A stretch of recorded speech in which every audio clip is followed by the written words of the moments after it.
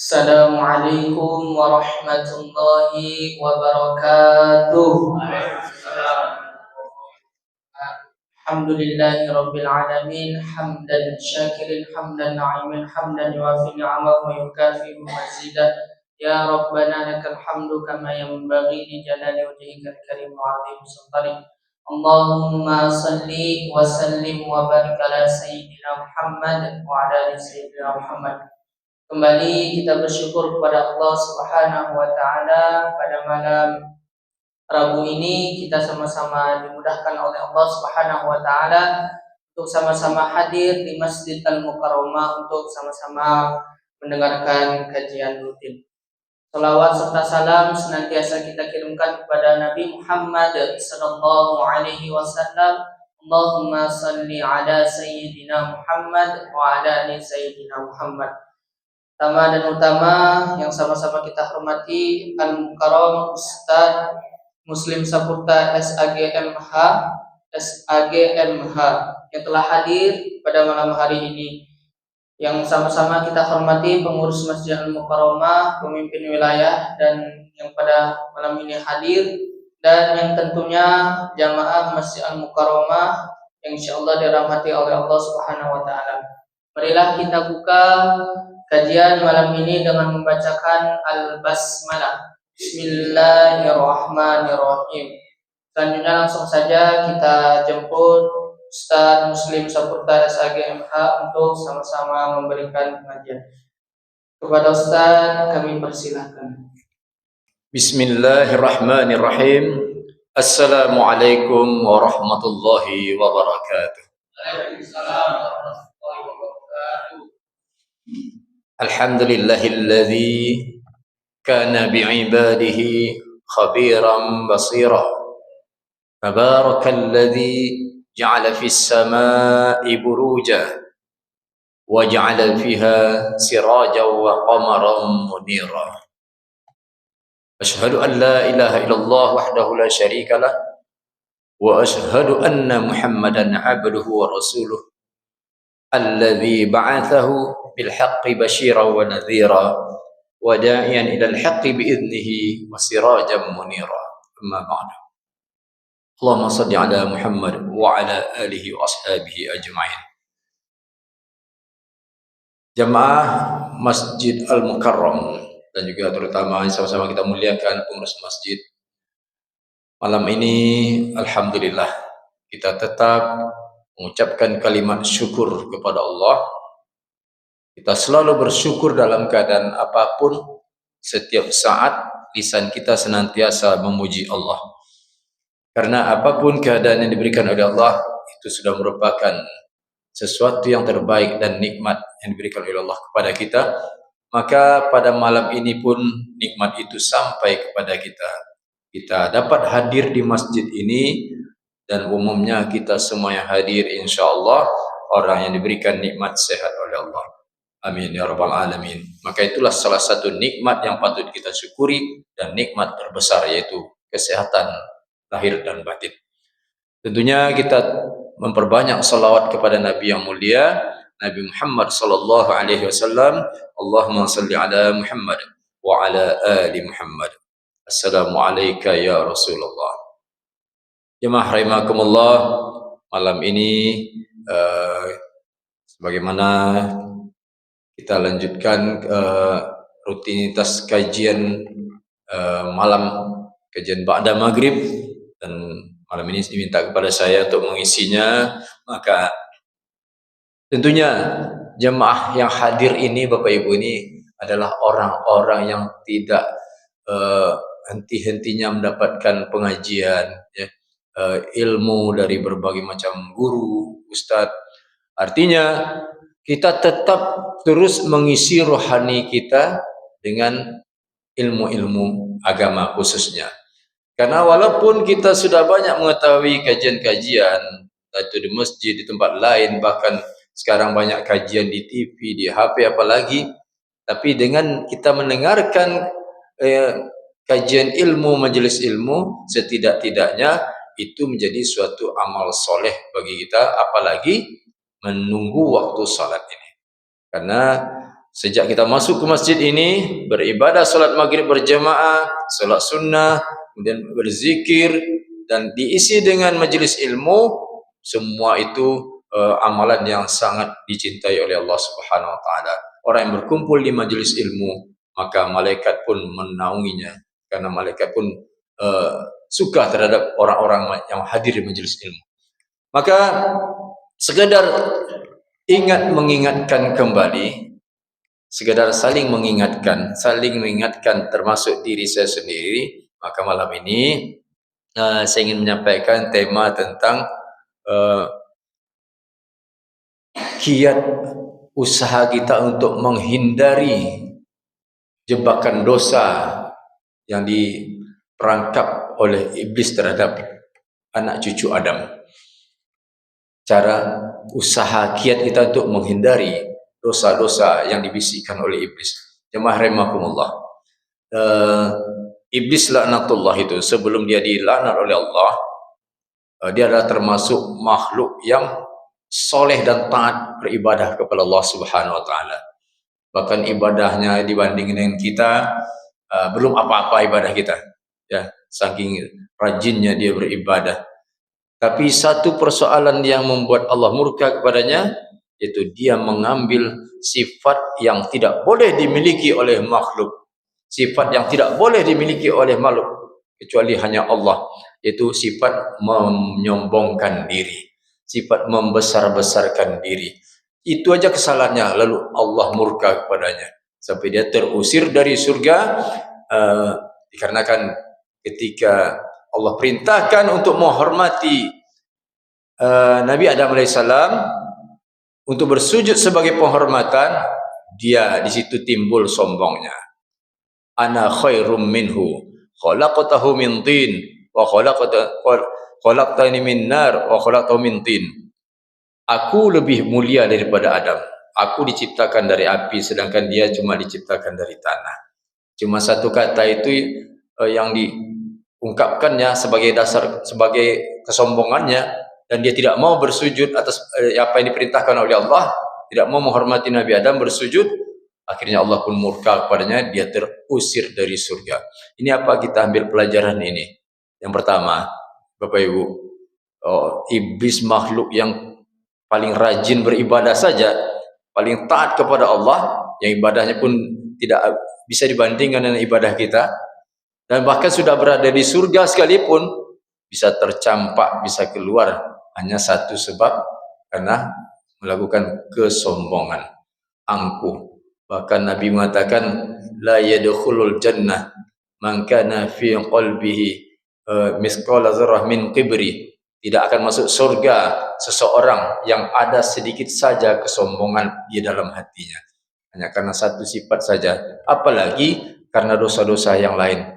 Dan kita manusia ini tentu tidak luput dari yang namanya dosa, karena pertama itu sudah merupakan takdirnya manusia, sunnatullah, ketetapan Allah. Yang terjaga dari dosa itu cuma Nabi dan Rasul. Nabi dan Rasul dijaga oleh Allah dari dosa dan kesalahan, disebut dengan maksum, terpelihara dari dosa dan kesalahan. Tapi kita bukan Nabi, bukan Rasul, maka manusia itu selalu dihinggapi oleh dosa dan kesalahan. Dan Nabi pun mengatakan begitu, kullu bani Adam khata'. Setiap anak cucu Adam itu semuanya ada dosanya. Wa khairul khata'ina tawwabun. Tapi sebaik-baik yang orang-orang yang berdosa, orang yang bertobat kepada Allah, yang bertobat. Nah, kita simak ketika iblis laknatullah dilaknat oleh Allah, diusir oleh Allah, dikeluarkan dari surga, timbul sifat buruknya yang berikutnya. Apa itu? Dendam. Ini ingat, ini sifat-sifat warisan iblis ini. Angkuh, dendam, ya Bu ya. Kalau ada kita memiliki sifat-sifat demikian, tersinggung, sakit hati karena orang lain, timbul sifat dendam, ingin membalas, tak mau memaafkan, berarti kita betul-betul meniru sifat iblis. Ini sifat iblis yang berikutnya, keburukan dia. Dia dendam, setelah terusir dari surga, dia dendam kepada Adam dan keturunan-keturunannya, tak tanggung-tanggung. Tidak hanya sekedar dia marah kepada Adam, tapi dia akan mencelakai seluruh anak cucu Adam. Apa tekadnya? Apa sumpahnya di dalam Al-Quran? Salah satunya kita simak di dalam surah Al-A'raf ayat 16 dan 17. A'udzu billahi minasyaitonir rajim. Qala fa bima aghwaytani la aq'udanna lahum siratakal mustaqim. Iblis berkata, dikarenakan engkau ya Allah telah menyesatkan aku, maka aku akan benar-benar menghalangi mereka dari jalanmu yang lurus. Nah, itu sumpah setan. Aku akan benar-benar bersungguh-sungguh menghalangi anak cucu Adam dari jalan Allah. Dia akan berusaha untuk menjebak manusia, menjerumuskan ke dalam perbuatan dosa sehingga tersesat dari jalan Allah. Itu sumpahnya. Kemudian apalagi dikatakan oleh iblis, summa la'atiyannahum min baini aydihim wa min khalfihim wa an aymanihim wa an syama'ilihim wa la tajidu aktsarahum syakirin. Kemudian aku datangi mereka, aku ganggu mereka dari arah summa la'atiyannahum min baini aydihim wa min khalfihim, dari arah depan, dari arah belakang, dari arah kanan, dari arah kiri, dan engkau tidak akan dapati kebanyakan dari mereka yang bersyukur. Artinya setan itu bersumpah akan menjerumuskan kita dari segala arah. Ditafsirkan oleh ahli tafsir, apa maksudnya setan datangi manusia dari arah belakang, dari arah depan, dari arah depan, dari arah belakang. Itu maknanya adalah setan akan menggoda manusia dari keduniaan, sifat-sifat duniawi, menjerumuskan kita dengan godaan-godaan duniawi, sehingga banyak orang-orang yang jauh dari perintah Allah, jauh dari agama, karena terjebak dengan godaan-godaan dunia, sehingga dia menjadi orang yang meninggalkan ibadah, menghalalkan segala cara, menyakiti orang lain, menzalimi orang lain untuk kepentingan hawa nafsunya mendapatkan harta. Itu makna dari setan menggoda manusia dari godaan-godaan arah belakang, maksudnya arah duniawi. Kemudian dia goda dari arah depan, dia sesatkan manusia untuk tujuan akhirat. Depan itu maksudnya dia sesatkan manusia, dia lalaikan manusia, dia lupakan manusia atas tujuan hidup manusia itu akhirat. Artinya dibuatnya manusia itu lalai, dibuatnya kita jauh dari persiapan-persiapan untuk bekal kematian. Kita lalai, kita sibuk menghabiskan umur, tetapi lupa menyiapkan amal-amal untuk akhirat. Nah, ini salah satu bentuk godaan jebakan iblis dari arah depan. Kemudian dari arah kanan, dari arah kiri, dari arah kanan itu maksudnya iblis menjebak manusia terkadang dari arah jalan, dari arah kebaikan. Kita berbuat baik, jangan merasa iblis tak ada di situ. Jangan kita merasa aman. Kita berbuat amal soleh, kita solat saja iblis tak mau meninggalkan kita. Jadi kita serang solat, terkadang kita sering lupa bacaan kita, lupa rakaat kita, ibu ya. Semua kita mungkin pernah mengalami. Itu termasuk salah satu godaan iblis dari amal-amal soleh kita. Jadi iblis itu menggoda kita di saat kita sedang beramal soleh pun, dia akan menggoda kita, mengganggu kita. Maka dalam hadis pun dikatakan, apabila suara azan dikumandangkan, iblis lari terbirit-birit menjauh. Ketika suara iqamah telah dikumandangkan, iblis pun kembali mendekat dan dia mengganggu anak cucu Adam yang sedang sholat. Lalu diganggunya lah pikiran manusia tadi dengan berbagai macam pikiran, memikirkan yang tadinya kita tidak ingat jadi ingat. Yang tadi kita tidak ingat soal di mana taruh kunci rumah, pas sedang sholat baru ingat, oh rupanya kunci rumah di atas lemari. Padahal kita sedang sholat nih bu, ya. Tapi ketika sholat itu pula kita ingatnya. Yang tadinya kita lupa tentang pekerjaan-pekerjaan yang belum terselesaikan, ketika sudah sholat dapat aja solusinya. Oh begini caranya, yang tadi itu pekerjaannya nanti begini. Itu salah satu bentuk jebakan iblis supaya kita tidak khusyuk menghadap Allah Subhanahu Wa Taala. Maka Akibatnya apa? Ada yang lupa rakaat, entah 2 rakaat, entah 3 rakaat, entah 4 rakaat. Tak tahu kita lagi jumlah rakaatnya kan? Kata Nabi, ketika kita mendapatkan hal yang seperti itu, kita diganggu oleh setan pikiran kita selang solat sehingga kita lupa rakaat. Apa jalannya? Solusinya kata Nabi, ambillah jumlah rakaat yang sedikit. Misalnya kita ragu selang solat nih, ini 2 rakaat, rakaat kedua atau rakaat ketiga nih.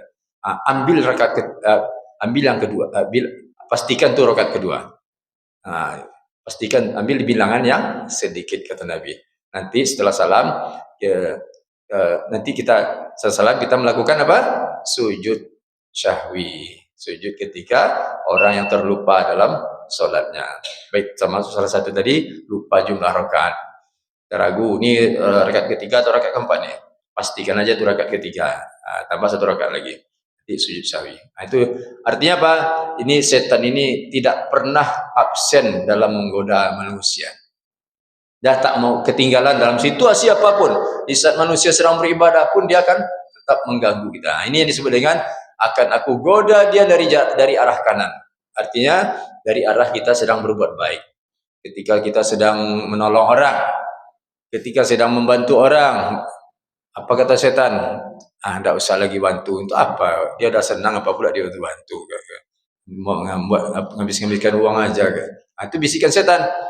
Karena memang setan itu apalagi ketika kita ingin menginfakkan harta di jalan Allah, ketika ingin bersedekah, ketika ingin menolong orang lain, setan itu membisikkan rasa takut miskin di hati umat manusia. Sampai tadi setan mengganggu manusia dari jalan-jalan kebaikan pun dia masih tetap berusaha menggagalkan amal ibadah kita, menggagalkan amal-amal soleh kita. Ketika kita ingin kita bersedekah menolong orang lain, dibisikkannya di hati manusia, asyaitonu ya'idukumul faqra, kata Allah dalam Al-Quran. Setan itu membisikkan di hatimu rasa takut miskin. Kepada siapa? Kepada orang yang ingin berinfak, ingin bersedekah, ingin menolong orang lain. Dibisikkan oleh setan rasa takut miskin. Jangan lagi, nanti uangmu habis. Jangan lagi, itu apa menolong orang? Pikirkan diri sendiri. Itu bentuk bisikan setan ketika kita akan mengeluarkan harta di jalan Allah. Ini salah satu bentuk setan menggoda kita dari arah kanan. Kemudian aku akan ganggu mereka dari arah kiri. Artinya setan berusaha untuk menjerumuskan kita ke dalam perbuatan dosa dan maksiat. Itu jelas. Dibisikkannya, padahal kita tahu perbuatannya itu dosa. Tapi apa yang dibisikkannya? Coba aja lah, enak tuh. Nanti kan bisa tobat. Misalnya ada anak muda kan, tergoda dia untuk meminum minuman keras, tapi dia masih ragu. Cobalah narkoba tadi, enak, pasti enak. Nanti kan bisa tobat. Akhirnya apa? Semakin dicoba, semakin terperangkap dia. Itu bentuk setan menggoda kita dari jalan maksiat. Dibisikkannya kesenangan, keindahan, bahkan ditaburinya keindahan-keindahan di jalan-jalan maksiat tadi. Maka Nabi mengatakan, ubibatul jannah bil makarih wa hubibatun nar bis syahwat. Dihiasi jalan menuju surga itu dikelilingi oleh jalan yang tidak disukai. Sedangkan jalan menuju neraka itu dihiasi dengan keindahan-keindahan syahwat. Maksudnya, ketika kita ingin berbuat baik, banyak rintangannya, banyak godaan kita, halangan. Pokoknya membuat kita tidak nyaman untuk menuju ke sana. Itu bentuk jebakan setan tadi. Tapi ketika untuk berbuat maksiat, dihiasi oleh setan itu dengan keindahan-keindahan menuju ke sana. Bisikan mengatakan bahwa itu nikmat dan segala macamnya. Begitu, maksiat itu dihiasi dengan jalan-jalan yang indah, sedangkan kebaikan, amal soleh, jalan ke surga dikelilingi oleh rintangan-rintangan yang tidak disukai oleh manusia. Nah, terhadap maksiat inilah kita yang patut waspada, ya Bapak Ibu ya. Karena bagaimanapun, sebagaimana dikatakan Nabi tadi, setiap anak cucu Adam itu pasti berdosa. Tapi yang diantara yang berdosa itu yang terbaik adalah yang bertobat kepada Allah. Kenapa dosa itu patut kita waspadai? Karena banyak sekali dampak buruknya dalam hidup ini, ibu-ibu, bapak-bapak. Kita jangan berpikir dosa itu akan kita terima akibatnya setelah kita mati saja. Kita jangan berpikir maksiat itu akan dibalas ketika di akhirat saja. Tapi dosa dan maksiat itu langsung dibalas oleh Allah. Tidak hanya di akhirat, di dunia juga dibalas oleh Allah. Sama dengan kebaikan. Kebaikan, amal soleh, tidak sekedar pahala saja yang didapat, tapi di dunia Allah beri hadiah-hadiah dari kebaikan tadi. Kita berbuat amal soleh, rajin beribadah, rajin menolong orang, pasti ada balasan Allah di dunia ini untuk kita, untuk orang yang berbuat baik tadi. Kita menolong, memberi makan fakir miskin, memang keluar uang kita, tapi suatu besoknya ada saja kebaikan yang kita dapat, ada saja rizki-rizki lain yang kita dapat. Itu contohnya, kebaikan tetap dibalas oleh Allah di dunia maupun akhirat. Begitu juga dengan kejahatan, begitu juga dengan dosa dan maksiat, tetap dibalas oleh Allah di dunia dan di akhirat. Maka orang banyak tidak takut berbuat maksiat, tak takut berbuat dosa, karena dia mengatakan dosa itu kan nanti dibalas setelah hari kiamat, setelah akhirat. Padahal taruhlah itu saja yang dipikirkannya, dosa itu dibalas setelah meninggal, dia kan tak tahu juga kapan dia meninggal. Tak perlu nunggu lama. Mungkin suatu ketika tak besok lusa dia meninggal, langsung dibalas oleh Allah. Tetapi dia lupa, dosa itu tetap dibalas oleh Allah di dunia sewaktu kita hidup. Apa saja bentuknya? Kata Imam Ibnul Qayyim Al-Jauzi mengatakan, ada beberapa dampak, ada beberapa balasan Allah, ada beberapa efek buruk dari dosa yang dibalas oleh Allah di dunia kepada pelakunya. Di antaranya dalam hadis Nabi mengatakan, innal abda la yuhramur rizqa bidzambihi yusibuh. Sesungguhnya seorang hamba itu terhalang dari rezekinya karena dosa yang dilakukannya. Itu diantaranya akan menyempitkan rezeki. Orang yang berbuat dosa dan dia tidak bertobat kepada Allah, dosanya itu akan menjadi penghalang rezekinya. Misalnya, terkadang kita sudah berusaha mencari rezeki dengan segala macam perhitungan kita. Ini kalau saya melakukan ini hasilnya segini, kalau saya begini hasilnya segini. Ternyata meleset, ya, ternyata gagal, ternyata tidak sesuai dengan yang kita harapkan. Nah, itu perlu kita introspeksi diri, koreksi diri.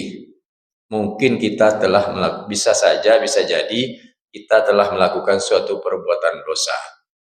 Oh, ternyata ada. Oh, kemarin saya sudah melalaikan sholat karena sibuk bekerja. Akhirnya sholat asar, sudah dekat-dekat maghrib baru sholat asar. Nah, itulah dosanya mungkin. Atau kemarin saya adalah pokoknya dosa-dosa yang kita ingat-ingat apa dosa yang telah kita lakukan. Karena dosa itu salah satu balasannya terhalang dari rizki yang diberikan oleh Allah Subhanahu wa Ta'ala. Sebagaimana kebalikannya, Bapak Ibu.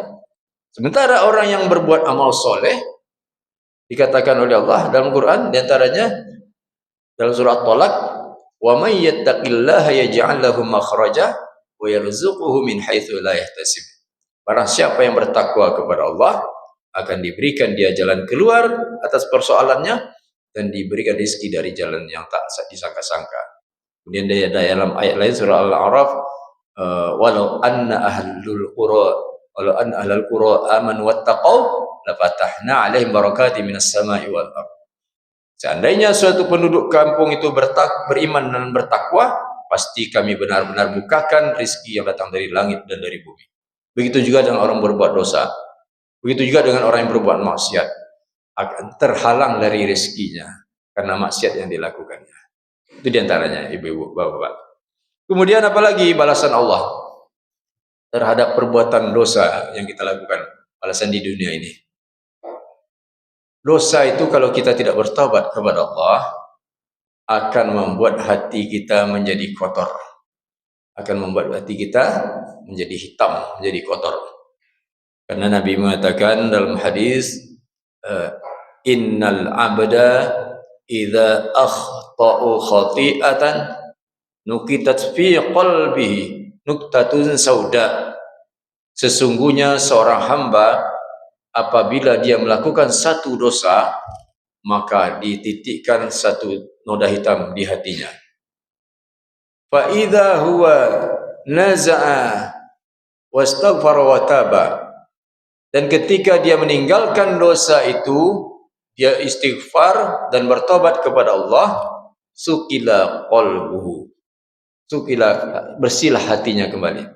Ketika kita berbuat satu dosa, Allah hitamkan hati kita dengan satu tetesan hitam. Namun ketika kita bertobat, berhenti berbuat dosa tadi, tak meneruskannya, dan kita minta ampun kepada Allah, bersih lagi. Seakan-akan disapu lagi kotoran tadi. Nah, begitulah hati manusia. Hati manusia itu ibaratkan kaca bening ini. Kalau ada noda kotoran bertambah, besok ditambah lagi kotoran tadi tidak bertambah terus. Apa kiranya Bu, Bapak-bapak? Lama-lama kabur kaca tadi. Ya, lama-lama gelap, tidak nampak lagi orang di luar. Ini kan transparannya sekarang nih. Tapi ketika ada noda-noda tak dibersihkan, lama-lama dia akan tertutup. Begitulah hati manusia.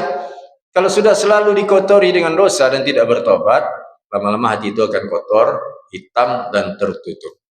Tertutup untuk berbuat baik. Tidak punya rasa kepedulian. Tidak punya rasa kasihan terhadap orang-orang yang patut ditolong. Tertutup hatinya untuk kebaikan, namun cenderung untuk kejahatan. Karena hati tadi sudah kotor. Hati itu sudah hitam. Maka orang yang berhati kotor itu adalah orang yang banyak berbuat dosa dan tidak bertobat kepada Allah. Maka solusinya setiap kita berbuat dosa, segera sadar, hentikan perbuatan dosa, istighfar dan bertobat kepada Allah supaya terhapus lagi kotorannya tadi. Maka kalau tidak, hati itu lama-lama akan menjadi gelap, akan lama menjadi kelam. Kalau hati sudah kelam, hati sudah gelap, maka jadilah kita orang yang cenderung berbuat dosa dan maksiat dan sulit diajak kepada kebaikan. Sulit diajak berbuat baik, sulit dinasihati. Dinasihati malah kita pula yang dibalik dinasihatinya. Urus aja diri kau sendiri, jangan urus orang lain. Itu tandanya hati sudah gelap karena dosa. Hati sudah kotor. Dan juga hati kalau sudah kotor apa? Pikiran itu yang buruk-buruk aja tentang orang lain. Maka kalau ada orang yang dengki, hasad tadi kan disebut dengan orang hatinya kotor. Memang demikian. Ya, orang yang punya sifat hasad, suuzon kepada orang lain, itu tandanya hatinya kotor. Tidak senang melihat orang berbuat kebaikan, tandanya hatinya kotor karena sudah menumpuk dosa di dalam hatinya dan dia tidak berusaha untuk membersihkannya. Maka menjauh kita, berlindung kita dari Allah supaya hati kita jangan sampai kotor. Caranya ya setiap berbuat dosa sadar, istighfar, tinggalkan dan bertobat. Kemudian apalagi balasan Allah kepada orang yang berbuat dosa sewaktu hidup di dunia ini? Orang yang berbuat dosa dan maksiat dan dia tidak bertobat kepada Allah, maka dia sulit mendapatkan ilmu, sulit mendapatkan pelajaran ilmu. Kita butuh pengetahuan. Dari kecil sampai sekolah, sampai saat ini kita perlu ilmu-ilmu pengetahuan, terkhusus ilmu-ilmu kebaikan, ilmu-ilmu agama. Maka supaya ilmu itu masuk di otak kita, masuk di hati kita, maka kita jangan berbuat dosa dan maksiat. Kita simak sebuah kisah Imam Syafi'i. Imam Syafi'i pernah bercerita kepada sahabatnya Al-Waqi' tentang sulitnya dia menghafal. Lalu dinasihati oleh Al-Waqi', aku melihat Allah memberikan petunjuk kelebihan pada dirimu, maka jangan engkau padamkan petunjuk tadi dengan dosa. Jangan engkau padamkan cahaya ilmu tadi dengan dosa dan maksiat. Kemudian ada ungkapan mengatakan al-ilmu nur wa nurullah la yuhda lil 'asi. Ilmu itu bagaikan cahaya yang diberikan oleh Allah. Dan cahaya itu tidak diberikan oleh Allah kepada orang yang berbuat maksiat. Maka terkhusus mungkin anak-anak yang masih sekolah, masih kuliah, supaya ilmu itu lengket di kepala, hindari berbuat dosa dan maksiat. Sampaikan kepada anak-anak kita, supaya mereka bisa menerima ilmu, supaya bisa mereka mudah menerima pelajaran, termasuk diri kita sendiri yang tak lagi mungkin dalam dunia pendidikan, tapi kita tetap butuh ilmu, entah di masjid, mendengarkan pengajian, majelis ilmu, supaya ilmu itu lengket dan di hati kita, tidak hilang begitu saja.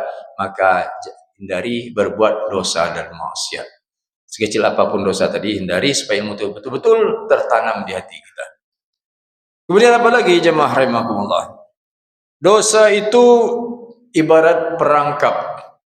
Karena ketika seseorang berbuat dosa, maka dia akan terseret kepada dosa-dosa yang lebih besar. Ada ungkapan orang soleh mengatakan, min sawabil hasanah al-hasanatu ba'daha, wa min jazai sayyi'ah as-sayyi'atu ba'daha. Balasan dari sebuah amal kebaikan adalah kebaikan-kebaikan yang berikutnya. Apa maknanya ini? Kalau kita beramal soleh, berbuat baik, tandanya amal kita itu diterima oleh Allah, kita terbawa lagi untuk melakukan amal-amal lainnya. Misalnya, kita dari rumah niatnya datang ke masjid ini untuk sholat berjamaah.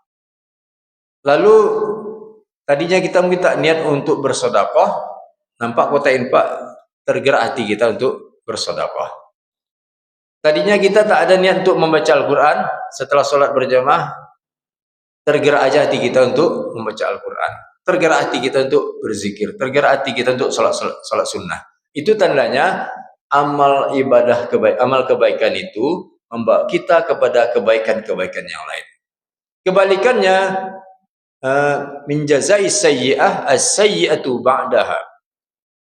Balasan dari sebuah keburukan adalah keburukan-keburukan yang selanjutnya. Ketika kita berbuat dosa dan tidak kita bertaubat kepada Allah, maka kita pun akan terperangkap ke dalam dosa-dosa yang lainnya. Ingat itu. Misalnya satu perkara kecil aja, kita anggap sepele, dosa bohong, dosa dusta. Kita telah sengaja berdusta, berbohong kepada orang lain. Ketika kita ditanya lagi, kita jawab dengan jawaban bohong. Nanti diulang lagi, ditanya lagi oleh orang lain, kita berbohong lagi untuk menutupinya. Dan hampir ketahuan kita berbohong, kita berkilah lagi supaya jangan ketahuan bohong kita tadi. Akhirnya semakin banyak dusta kita. Begitulah contoh dosa itu menyeret orang ke dalam dosa-dosa yang lebih besar, yang lebih banyak lagi. Contoh lain, ada seorang yang berani melakukan, sepasang manusia berani melakukan perbuatan dosa besar. Atau tidak salah, anak muda lah umpamanya, dia nekat berdua-duaan, pergi berdua-duaan, laki-laki dan perempuan, pada dia belum nikah, berdua-duaan. Akhirnya dibisikkan oleh setan agar melakukan ini dan itu.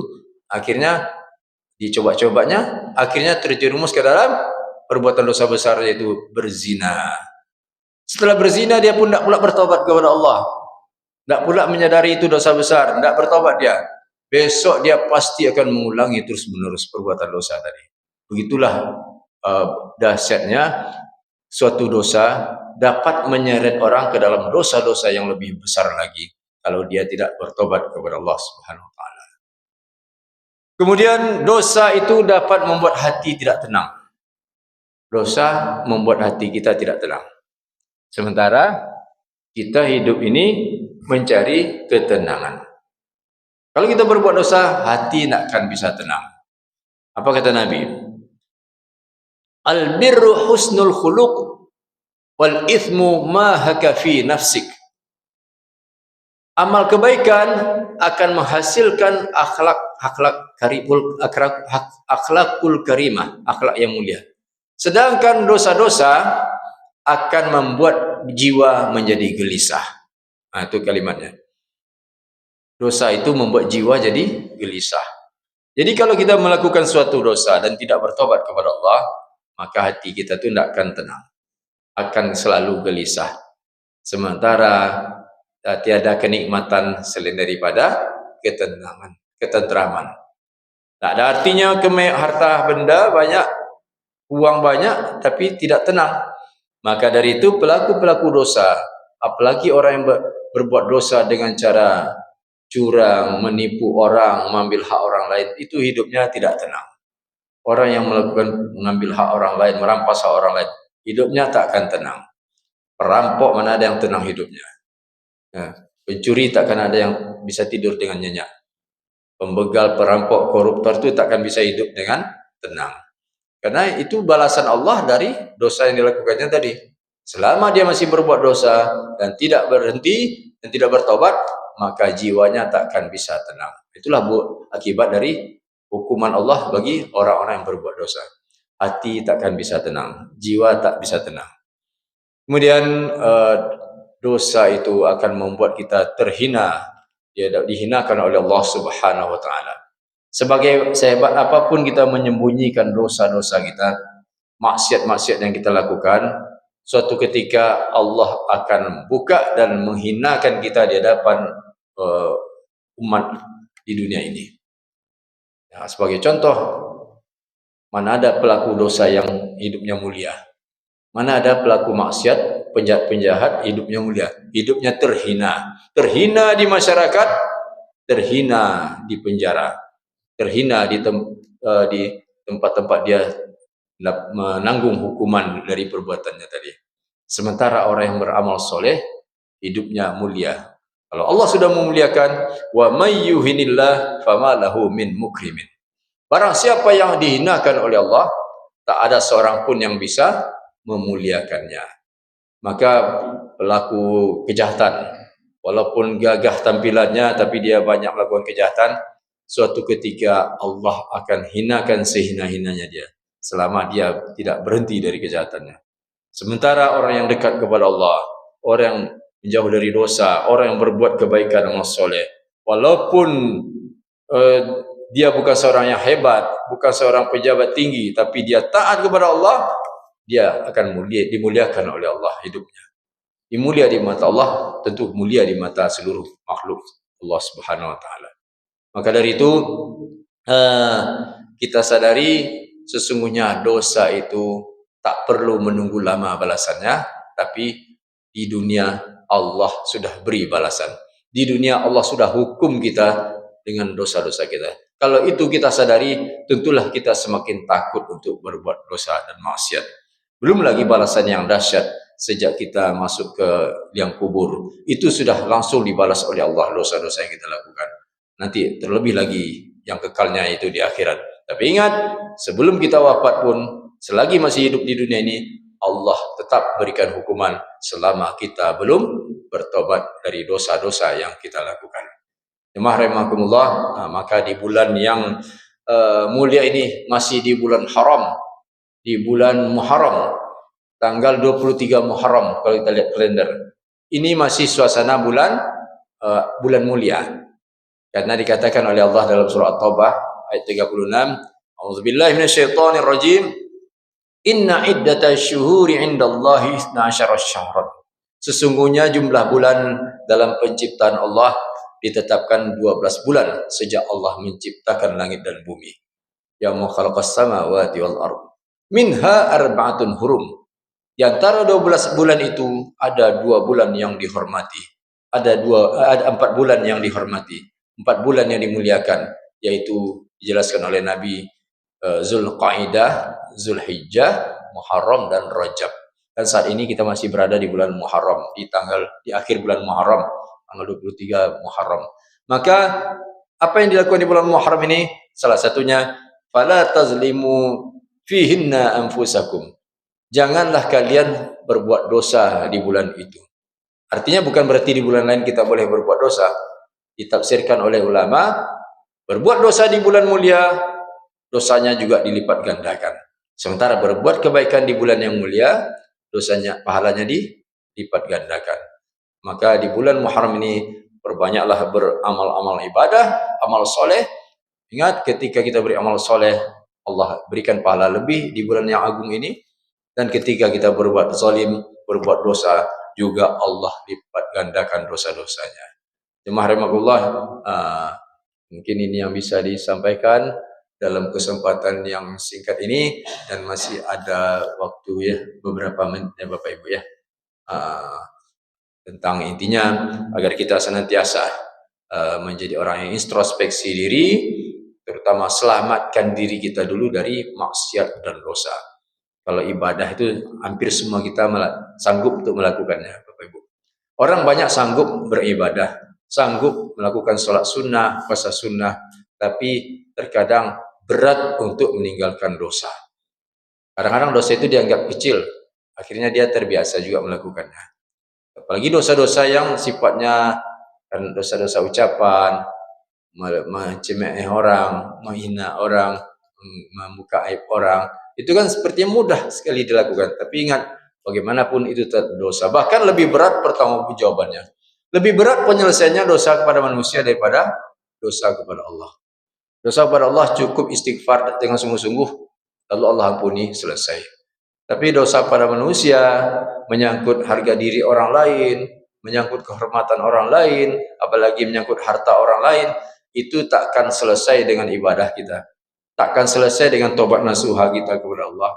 Penyelesaiannya hanya dengan meminta kerelaan kepada orang yang kita sakiti. Meminta kerelaan kepada orang yang pernah kita ambil haknya, atau menggantinya, atau meminta kerelaan padanya. Maka dosa kepada Allah kita jaga, apalagi dosa kepada sesama manusia. Inilah orang yang selamat. Inilah orang yang beruntung ketika menghadap Allah.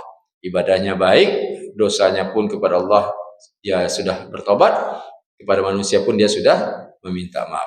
Inilah orang yang selamat menghadap Allah tadi. Tak ada artinya banyak ibadah kita sementara dosa masih belum terselesaikan kepada Allah dan juga belum terselesaikan kepada sesama manusia. Nah, inilah yang bisa disampaikan dalam kesempatan ini, atas segala kekhilafan, kekurangan, tentunya kepada Allah saya mohon ampunan. Kalau memang tidak ada diskusi atau tanya jawab, menjelang masuk waktu isanya tinggal berapa menit lagi ya Bu Ibu? Atau ada yang mau didiskusikan Bapak Ibu? Ditanyakan Bu, silakan Bapak Ibu. Sebelum kita akhiri. Sepertinya alhamdulillah mungkin tidak ada yang perlu dipertanyakan. Ya. Ya, ini kaji-kaji ringan aja. Saya semua Bapak Ibu sudah kenyang dengan kajian-kajian. Maka apapun yang disampaikan guru pasti cepat pahamnya Bapak Ibu. Sekedar mengulang-ulang. Ya, seperti saya sampaikan di awal ini. Sekedar mengulang-ulang, setidak-tidaknya dengan mendengarkan kalimat-kalimat ilmu tadi, itu menjadi amal soleh bagi kita. Baik, demikian yang bisa disampaikan, terlebih kurang kepada Allah subhanahu wal afu minkum. Wassalamualaikum warahmatullahi wabarakatuh. Waalaikumsalam.